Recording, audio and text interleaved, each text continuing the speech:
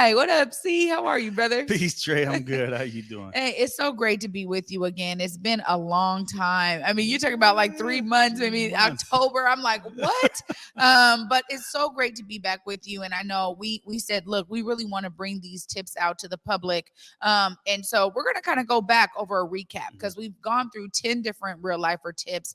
All of them have been super beneficial to me, and I've been hearing from audience members how beneficial they are to them. Let's actually do a recap here, starting with number one. Yeah. Well, let's go back. Number one is real lifers give 110% at everything they do. Two is real lifers are 110% responsible for everything that happens in their lives, especially what they think, feel, say, and do. Real lifers make their word bond and keep it impeccable. Number four is real lifers pursue personal growth and development daily. Five, real lifers set an intention for the day every day. Six, real lifers are growth mindset oriented. Seven, real lifers are realistically positive and optimistic, but are able to see all aspects of a situation. Eight, real lifers acknowledge who they are right now with ambitions to improve. Nine, real lifers are conscious of their physical and mental diet. And 10, real lifers get a proper amount of rest and do some sort of physical activity daily. Yes. And it takes me back to that last one. You know, I thought of you because I remember the last time you were here and I said, man, I bought this machine and it's a really dope machine, but I haven't not used it yet. I've just been looking at it. And then you said, that's where it starts. You know, you look at it, next thing you know, you're on it. You know, maybe you think about getting it, maybe you get dressed to get on it. So I did, you know, and I thought of you because I was like, I'm going to use this stair stepper. And I was like, I'm thinking to see right now because I am doing the physical activity part. But, you know, all of those tips really have been so beneficial to me. And I know we talked about how you actually embody them in your life and then how you're really sharing that with your client base. Let's get into real life or tip number 11. What do we got today? So tip number 11 is one of my favorites is real lifers genuinely find ways to connect with people every day. Wow. So you've been around me, you know, I'm always trying to connect with people and connect people. So if somebody tells me something, oh, I know somebody you need to meet, or I know somebody, but it's being intentional about going out and making connections, getting out of our comfort zone, really wanting to create new relationships, cultivate and nurture new relationships, because like they say, your net worth is your net worth, right? Yeah. So it's really how we build value of ourselves in community. Like we've been talking about. Your network is your net worth. I just used that quote this week. So it's really resonating with me. I think oftentimes, you know, when we're in the thick of things, sometimes we don't always understand the value of them. Yeah. And so this is a really great tip that's hitting home for me this week. You know, I realized recently that, you know, all of the things that I know, sometimes people just come and talk to me because they're like, can I just talk to you about some things I have in my head? Yeah. And then I realize, wow, like the things that I know are benefiting other people because they are doing that. They're intentional about building a connection with me and then coming and I don't realize like, oh yeah, because I'm around, right? I'm okay. And I do this show. I get connected to a lot of amazing people who are doing great work. So it's been really mind-blowing for myself in the last couple of weeks how much that has resonated with me because I, just like you, I'm out here building those kind of connections and I'm like, oh yeah, well, so-and-so is doing this work. There's a lot of similarities with what folks are trying to do out there. And sometimes they need those connectors like you and I see to make the connections. What are some of the points embed in this tip for us? Well, 11.1 is learn to relate to as many people as possible. And this is something that I got from my grandfather when I was really young. I think even before my during my preteen years. But he said, read a lot, because when you read a lot, it gives you a lot of information. And what that helps you to do is be able to relate to a lot of different people that you're going to come across in life. All right. So when they start talking about something and they have an interest in something, you know something about it because you've read about it or learned something. So now you can communicate and develop that connection and bond with that person based on that same thing you guys have in common or know about. Yeah, well, it allows for the conversation to go deeper. Yes. Right. And that's a great thing about it, because through conversation, you actually do learn a lot about where someone is coming from. You learn a lot about how you may be able to assist in that. And for me, I mean, that's really what this tip is all about when you're talking about being genuine about the connections you make and working to make as many connections as you possibly can. A lot of that means that you have to have some type of foundation for that Yes. connection to exist, Yes. right? Otherwise, it becomes kind of empty or a bit performative, right? Like, oh, I'm Yes. just doing it just because I know I should, right? But Uh, it's like the intentionality behind it will also really, I think, evolve the authenticity of that connection, right? exactly. It allows that to flourish. Mm. What about 11.2? Well, before we go to two, though, Yeah. like to kind of follow up on what you just said, in sales, we have that thing where it says people have to know you, like you, and trust you for them to buy from you, right? So it's the same thing for people to enter into a relationship with you. Those three things are very critical. And like you said, authenticity helps with that, and that kind of fosters that. Yeah, Well, absolutely. 11.2 is you must be able to assess and accept people for who they are without judging. And this is one of the things that's tough because we love immediately to judge people and say, because what that does when we judge people, it makes us feel better about ourselves because at least I'm not as bad as them. Right. Oh, well, this right here is so key. It's a major part of my life uh ideology, honestly. Mm-hmm. Um it is a work. It is Yeah. a work, and Yeah. I'm grateful for that work. But I also, I think for me, what I've come to learn is everyone has their path. Everyone is here to learn Mm-hmm. something very Yeah. specific Yes. in their lifetime. And it really, see, it anchored me with that Mm-hmm. because honestly, no matter how different someone's opinion may be, my sister and I, for instance, right, we're 12 years apart. And when we were growing up, I was so excited to have a little sister because I had two brothers before her. And I'm like, finally, I get to be big sister to my little sister. And we didn't hit it off at the gate, right? we, you know, we would laugh about it now, but man, back then it was not. I was like, what is going on? Is this what it's like to have a little sister? Like, take her back, right? And so I dealt with that because I was so tight with my little brothers. So I just naturally was like, oh, she's going to look up to me. I'm going to adore her. She's going to adore me. And it wasn't actually that in the very beginning. I'm so grateful that we worked on our relationship to get to that point. But I always thought, oh man, you're just so different from me. Your viewpoint is different. Your generation is different. It felt like I felt like my mother at times because it was like, how, they'd be like, oh, well, y'all listening to that or y'all doing this way and we didn't do it that way. And that's how I felt my little sister. I'm like, y'all doing things different. We didn't do it like that. Right. So, but now I've really, as we've grown, learn to appreciate the differences. And for me, in terms of life ideology, I've been able to know, what, it's okay because everybody is here for a very specific purpose. And because of that, now I can remove whatever that difference is, right? And actually embrace that difference because we, my mom always says it takes all kinds. So that was my way of dealing with it. But yet I was still judging people. I'm like, it takes all kinds, I guess, right? But now I go, no, literally it does. It takes all kinds. It's very different. So you're right when it comes to like, I didn't know that all of us kind of instinctively start the judging process. Oh yeah, we have to be very intentional not to. It's a part of our ego and our self-concept, how we see ourselves, right? And we always want to make sure we always make sure we're adding value to ourselves and putting ourselves in an esteemed place. So it's easy to put other people down to do that. So we have to be mindful not to. But like you said, what that does, it's an opportunity. Because it's an opportunity to learn a different viewpoint, a different perspective, a different way of thinking, instead of judging the person, because you might be missing something that was meant for you. Every interaction has a reason why it happened, and you might miss something with that type of thinking. Yeah, no, that's a smart one right there, that you might miss something. Nobody wants to miss nothing. No. Oh, what do we got for point 3? Point 3 is nurture old relationships and create opportunities for new ones. So it's just like we were talking about during the break.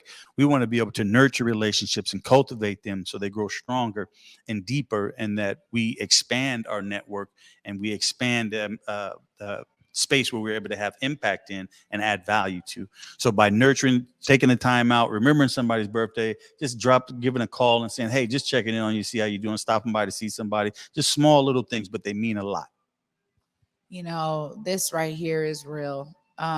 just today, I was called out on my team for just sending a note to someone as they're dealing with, Mhm. their mother Yeah. and being a caretaker, and how important that was for them, right? To just Mhm. say, hey, understand you're going through this, and just sending you, healing energy. Yep. One of the things that I think I've always done is when somebody crosses my mind, I reach out to them, Immediately.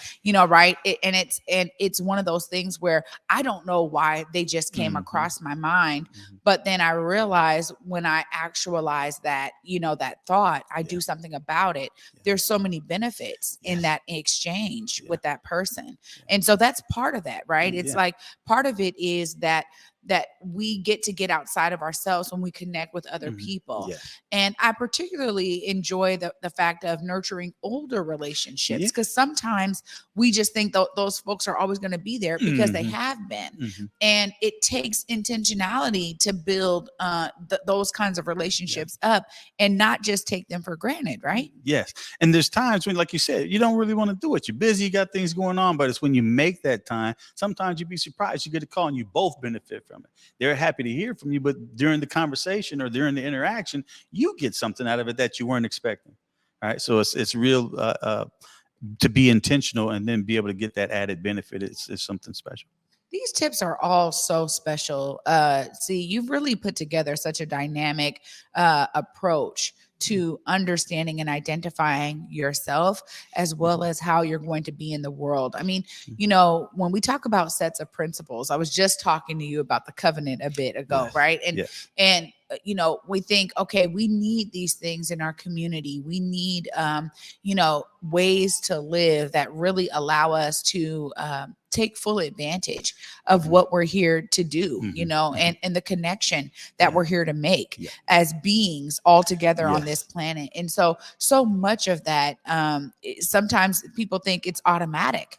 Yeah. And No. honestly, it isn't, No. No. right? No. No. And I know that you've experienced that people actually do need this, even though it Mhm. may seem like common sense. All sense ain't common. Yeah.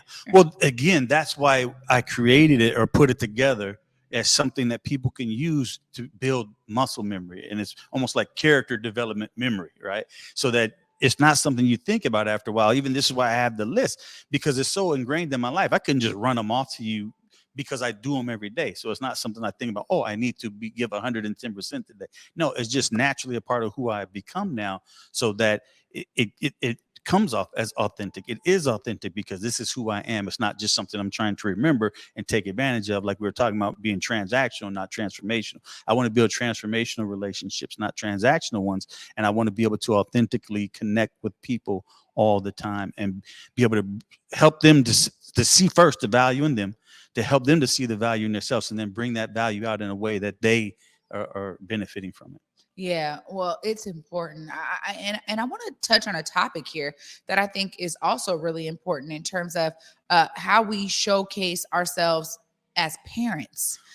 You have children, and I Mhm. wanted to ask, like, how important it is that you live these principles, right? Yeah. For them to be able to experience them and see them on a daily basis Yeah. in their father. Just tell us a little bit about that, because I'm sure that these not only benefit you in your business world, but I'm talking Oh. about family is really the primary, recipients Mhm. of this Mhm. character building. Well, it's definitely, yeah, life in general. And you see that smile when you mention parenting and children, because I have three older children from my first marriage, and then I have a son from my wife's previous marriage, and then we have a son together who is younger. So it's funny because my three older children didn't get to see this version of Curtis so much. They saw a different version of Curtis, and they see the change now. And it's funny because my oldest daughter sometimes, I don't even know who you are now. I can't even recognize you anymore. But like we talk about all the time, Hassan and I, is that our youngest son, he has a different life. The environment that he grew growing up in is going to cause him to have a ton of different opportunities that our older kids didn't have a chance, because we hadn't developed those relationships, we hadn't cultivated those certain things, and then just creating that safe space for him to be and be himself. I was too busy trying to create clones of me with my first set of kids, instead of letting them be who they are and helping them to utilize and capitalize on their gifts, like we talked about. Yeah, see, this is really important. I think about this too, that my older son saw something different. And I'm so grateful that we have a really great relationship for him to be able to understand the changes that he's seeing in his mother. Mm-hmm. That's something that I can really appreciate. My younger son and I, ooh, off the gate, Yeah. I don't know what it was, but I'm Mhm. so grateful that now we have such a great relationship, and and he's growing in it. So for him, it's second nature, right? Yes. But my older son really does understand the difference, and I think that there's something really special about that as Mhm. well, because it also showcases to our children we are ever evolving, right? Always. Parents don't always have it right. Mhm. There were things that I was doing back then that I Mhm. won't do now, and Mhm. the Mhm. ways that I was being that Mhm. I won't be now. And even when it comes to my eating, my kids, they crack up because they're like, all this vegan stuff, and I'm like, hey, but then they're like, oh, this is pretty good. I'm like, Uh-huh. see, Yeah. oh, Yeah. this is pretty good. Yeah. So it's really great to see the growth through their eyes and from their perspective. So I just wanted to tap on that because as I've been listening to all these tips and taking them in myself, I realized that so much of this is greatly benefits our family structures, right? Yeah. When we actually have something firm to stand on, like you said. Yeah. Well, I love how you connected the part where you said that they get a chance to see us grow. So they had a chance to see us where we made mistakes. They had a chance to see us where we recognized those mistakes, understood that that's not the way to be, and found a new way to be that's better and benefits everybody, not just ourselves. And that's hugely important because nobody wants to make mistakes. Nobody wants to be wrong. But you can never learn and evolve unless you accept the fact that you're going to make mistakes and you're going to do things wrong. It's okay. Just don't continue to do it, especially once you recognize it. Yeah, that's the thing. I think you got to be able to make that shift. And so much of it for a lot of us is that we're really connected to our conditionings, right? Whatever we've conditioned ourselves to think, believe, act, be, feel, all of those things, we've been, I don't know, intentional to a certain degree about, being so connected to that. Like, that's who I am. If I let that go, it's not me anymore. I mean, when you talk about your daughter saying, I don't even know you anymore, but just imagine if you just would have held on to who you were before, right? Yeah. All of these benefits wouldn't even be experienced by those around you. See, as always, I mean, this is always such a great discussion, and we have missed you here on the Day with Trae. It's so great to be with you again. Thank you for bringing these real lifer tips to the audience here. Of course, as folks wanting to connect with you and, maybe become clients, really get these tips for themselves and maybe need that accountability partner, look right there. Let them know how to find you. Yep. You can find me at curtiscalhoun.com or Curtis R. Calhoun on all social media, Facebook, Instagram, LinkedIn, Twitter, IG, all of those. You can find me there. And if you want copies of the real lifer tips that goes along with the graph so you can track daily how you're doing with these, just reach out, email Curtis Calhoun at curtiscalhoun.com. Right on. Curtis, my brother, we appreciate you so much. Thank you, sister. I appreciate you having me back. I have to earn back that resident life coach title. It's been so long, but next one around, we can use it again and it'd be legit. You'll always be our resident life coach. Right on. Thank you. Thank you so much. Oh.